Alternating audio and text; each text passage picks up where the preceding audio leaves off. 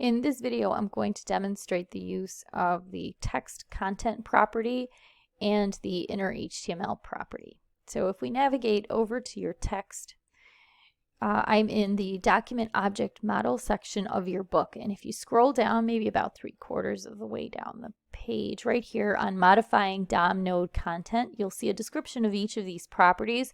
The first one is textContent. TextContent is a property that can be used to get, meaning retrieve a value, or set, meaning change, a DOM node's text content. So the text content is the text that appears on the screen on your page. The next property is the innerHTML property. And again, you can get or set a DOM node's content. But this is different in that it includes all of the node's children, so you can use the HTML open and close tag inside of this expression here. So let's take a look at what this looks like in our code. The program I'm using is the same one I used in the JavaScript selector video, and I have 2 additional statements in here. So this first one, notice that I'm sending this entire statement out to the console log. So this is a get. This is what I would call a get statement because it retrieves the text content. And again, look at the syntax. So you're beginning with the document, and then here you're identifying which exact element.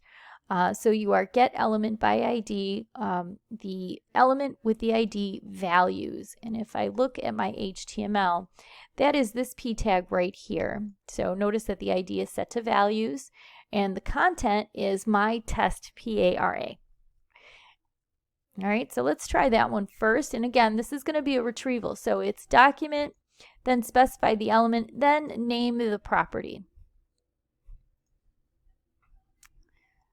So right here, if I refresh this page, it's right here, my test paragraph. That's what I want. And notice that's this last statement here. So I had several other statements from that other program, from the other video that I showed.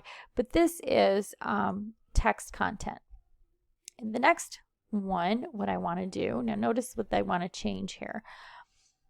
This statement here is going to use innerHTML. And innerHTML allows you to, again, get or set. Get meaning retrieve, set meaning change. This statement is going to change the innerHTML of the element with the ID values. Notice the structure of the statement. So on the left-hand side, I have what is going to be changed. So that is, again, the element with the ID values, and I'm changing the property innerHTML. On the right-hand side, I have what I am changing it to. I am changing it to my test paragraph, but I'm going to make the para bold. All right, so I've added in the HTML along with it. And so look at the previous run of the page. I just want to head over to Chrome and show you what it looks like right now. So right now it looks like this. Notice that this is not bold, okay? And let's go back to this, make sure it's saved. Oh, goodness. Okay, so I'm going to refresh and notice that it is now changed to be bold. And this statement, if I go back to my code, this statement here, this is a set statement, right? Because I'm setting the innerHTML to what is on the right-hand side.